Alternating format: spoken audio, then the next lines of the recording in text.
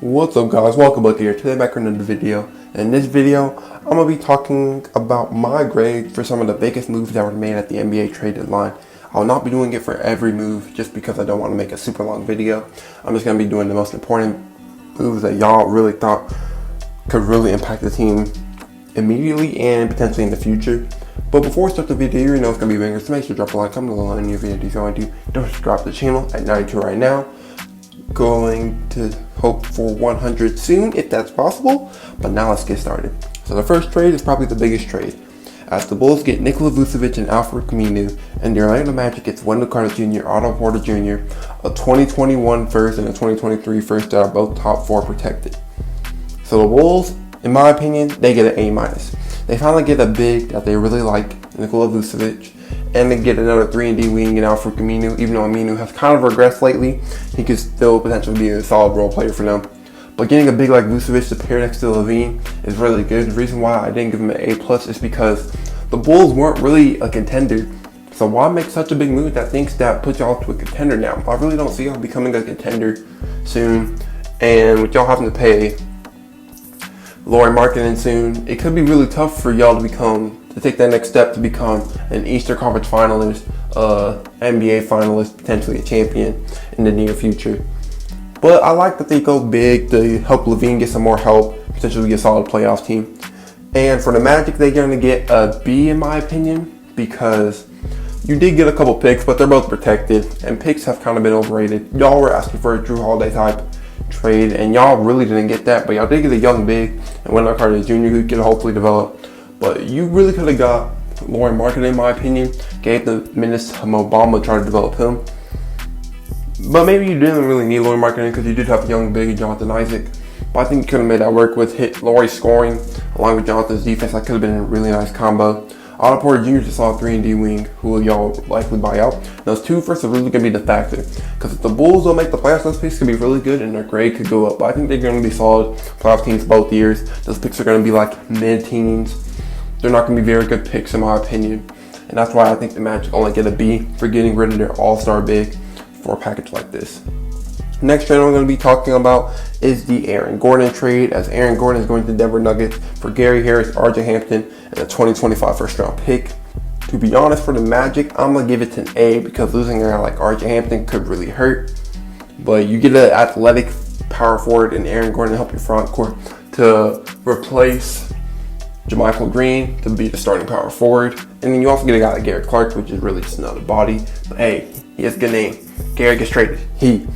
But yeah, the add athleticism in the front court along with Murray's and Jokic playmaking could be really nice. As for the Orlando Magic, I'm going to give him a C+. Because yes, you got rid of Aaron Gordon, which is what you wanted to trade him for. But the value they got could have been much better. That 2025 pick is probably going to be a late pick.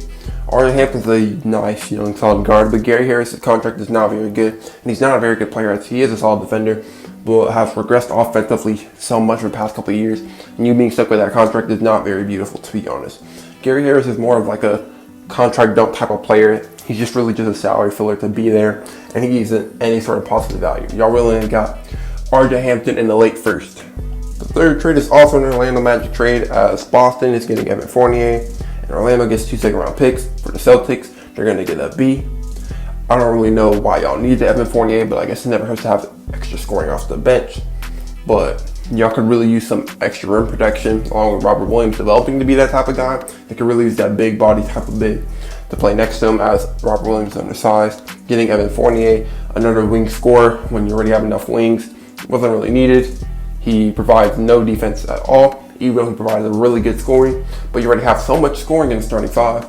You got a developing wing who can score in Aaron Nesmith, and you're not playing him. But giving Evan Fournier for this cheap, I think that was a steal, which is a little up the grade for me. And Orlando, you're going to get a C+, because yes, you flipped all your veterans, which is key. But you could have probably got a first round pick for Evan Fournier if you got one for Aaron Gordon. I think y'all really could have upped the value a little bit more. But hey, at least you got any sort of value for your veterans, which is what I appreciate. The next trade I got is Norman Powell going to the Blazers, and Gary Trent and Ronnie Hood will be going to Toronto. For the Blazers, I'm going to give this an A- because I like them getting a guy like Norman Powell, but then you're going to have problems as if you want to start him, be your 6 man, but I think he could excel in either way. but I think he'd be better as a six man because in a starting five, he could have a lot of defensive issues. So I think coming off the bench would be the best role for him. Continue to start DJJ, but he could be a really nice scoring wing. And as a six man, he can get you buckets, 20 points a game as he's averaging this year. And he's been on a hot tear lately. If he's able to keep this up, he could really help Portland take that next step.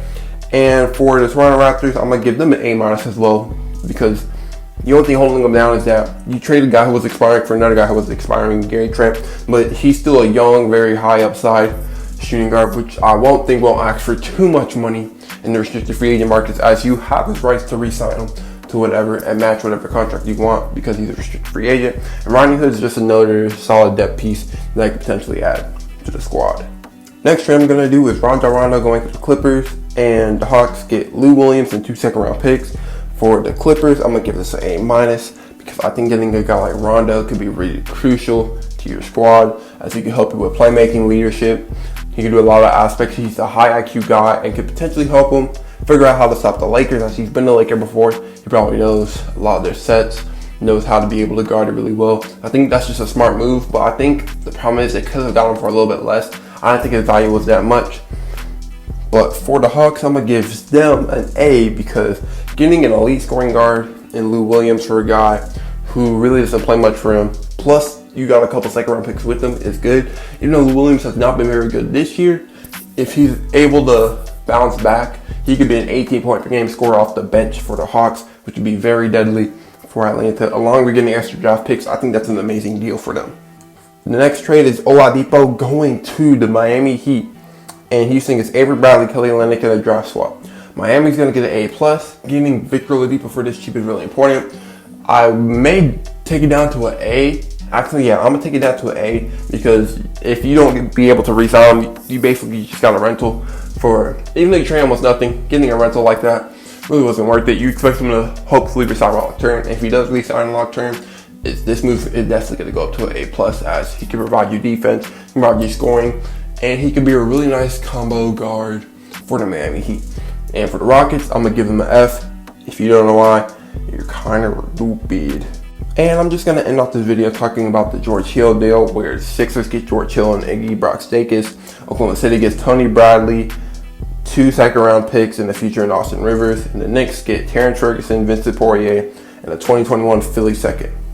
For the Sixers, I'm going to give them an A-, getting a good backup point guard in George Hill who can lead an offense, be able to facilitate as the backup point guard. Could be really nice, and he's able to potentially be in some starting lineups whenever you need him to move Ben Simmons down to like the 3 or the 4. If you want to go a little bit smaller, he could be a really nice fit for them. But he's able to be a very solid role player off the bench, and getting a young role player in Iggy Broxtakis, hopefully he can become something solid. And all you have to trade was a couple seconds, Tony Bradley and Terrence Ferguson. I think that was a really nice deal. For Oklahoma City, I'm going to give him a B+. You got some seconds. You got a young big Tony Bradley who's coming off a beast game. And then you got Austin Rivers, who is likely a buyout candidate. Losing George Hill may hurt because he's a really solid veteran. But hey, you got more picks to add. And then the Knicks, I'm going to just give them a B- just because you're really just a fill-in in the deal. You really have nothing special in this deal. But what do you guys think about the trade deadline grade? Comment down below your opinions on these ideas. Don't forget to like the video and make sure to subscribe to the channel. Peace out, guys.